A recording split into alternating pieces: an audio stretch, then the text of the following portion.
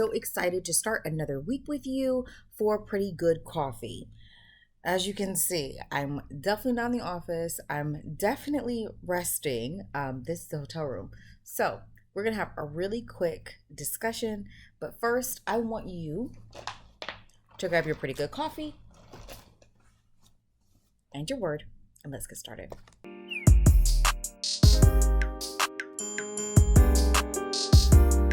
Okay, so obviously, I'm not at work. We already discussed that. I am on vacation. I'm taking another quick vacation, this time for Rob's family reunion. And so we are in DC, and I'm taking a quick break. I'm taking a quick break. The guys, and actually E is out with the guys, and they are exploring this city.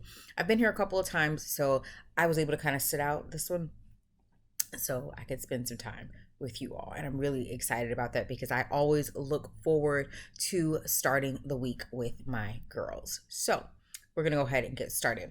First things first, I'm Petra. I forgot to introduce myself. I'm so happy that you're here. I love all things coffee and all things Jesus, and I'm excited that you have joined me this week for Pretty Good Coffee.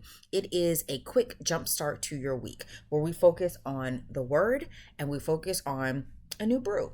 And this time, I'm having Thai tea. As you can see, I've drunk most of it. It is so yummy. This is Thai tea from Poke Bowl. It's here in DC, obviously. And this one actually is a little bit different than the one I've had a couple of them before. This one's a little bit different. It's not super sweet and it has a coffee undertone to it, so they actually added coffee to it, which is bomb. I wasn't anticipating that. It's a black tea. Typically it has a milk or a condensed milk in it, and it's really, really good. But this again has coffee, so I'm really, yeah, it's really, really good, really good. So if you have not had Thai tea, I definitely recommend it. Again, it is a black tea. It has a very bold, very full taste, and it obviously is caffeinated. I don't drink decaf. If anybody knows me, no, that's not for me. And this one again has coffee to it. So I'm actually going to see if when I get back to Gainesville, if I can find someone who does it with this coffee base, because I've never had it this way before, and it is delicious, absolutely delicious. And also, I think it's not a condensed milk in this one. I don't taste the condensed milk because if you know, condensed milk is very sweet. It's not sweet. So I would assume that this is maybe an almond milk a little bit because it does have like a nuttiness to it. So that may be what's in it. So it's really good though. So if you've never had Thai tea, try it and tell me how you feel about it. The next thing that we're going to do is we're going to talk about this word. And again, I am taking a quick break from all of the family festivities and sightseeing. Yesterday, we did the African American Museum. Really, really great museum. A lot of information. I can see why people need 2 days to do it because, again, it is a lot of information, a lot of exhibits. It's just a lot packed in. I will say, just as a disclaimer for anyone who has small children, it's probably not the best site for small kids. Jack was able to get into it. He's 9. Sterling and E were kind of like, it's all right. They didn't have enough activities. It's not interactive enough for children. There's no like enactments or anything like that you would think that they would have in a museum like this, and that would help to kind of capture children's attention. So just be aware of that. If you're planning a trip to DC and you're wanting to go to the African American Museum, I would not necessarily recommend it for young children, and especially not a 2-day haul, which is why we're not doing the 2 days. We only did the 1 day and got what we could get the first one, and then when Rob and I come back, maybe we can do it on our own because again, it was good. There's tons and tons of information, beautifully done, but I would not say that it's as family friendly as I had anticipated or hoped for. So just putting that out there. And then of course, the monuments, the Smithsonian's, like all of those are also things to do. Is it going to focus? Maybe not. I promise you there's some word there. Can you guys see the pink kind of coming through? There it is. Boom. We're going to do Isaiah 40.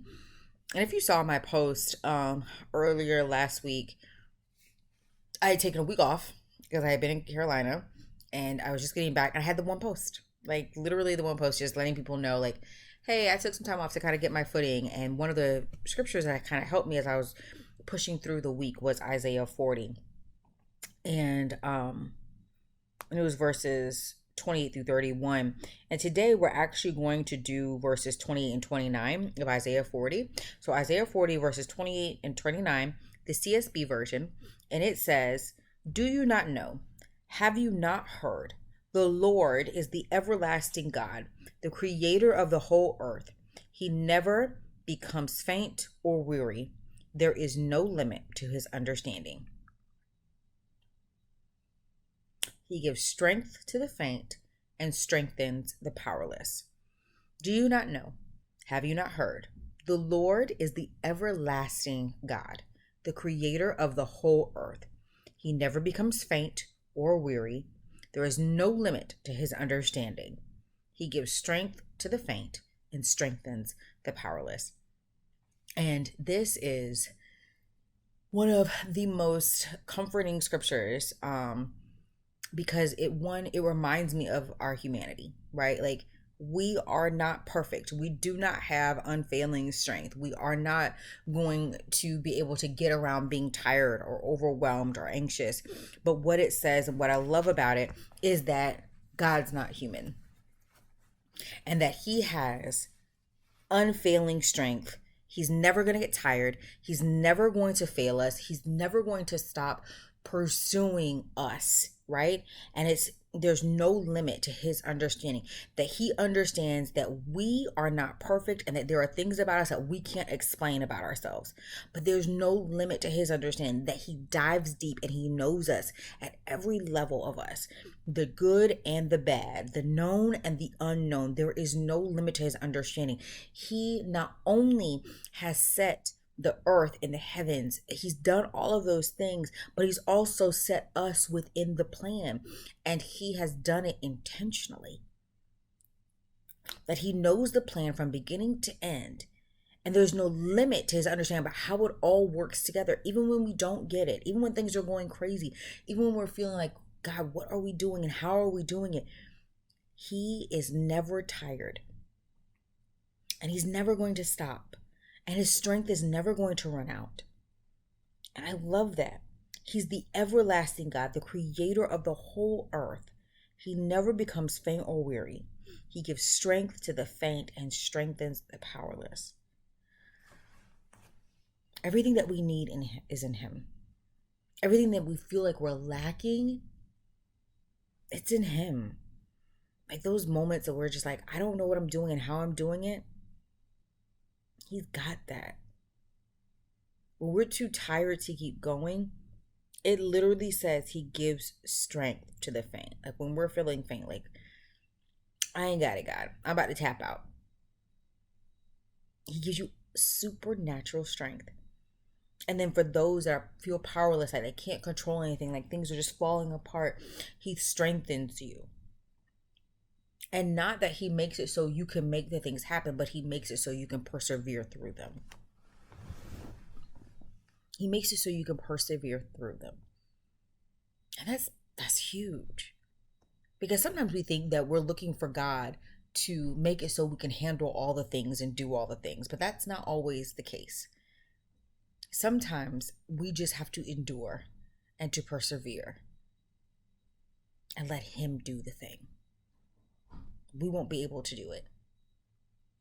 And there's no failure in that. There's sovereignty in it. So that's all I want to talk about today. I am going to go back to resting. I am reading a really good book this week, and so I want to dive back into it while I have the time, again, while they're all out sightseeing and doing things.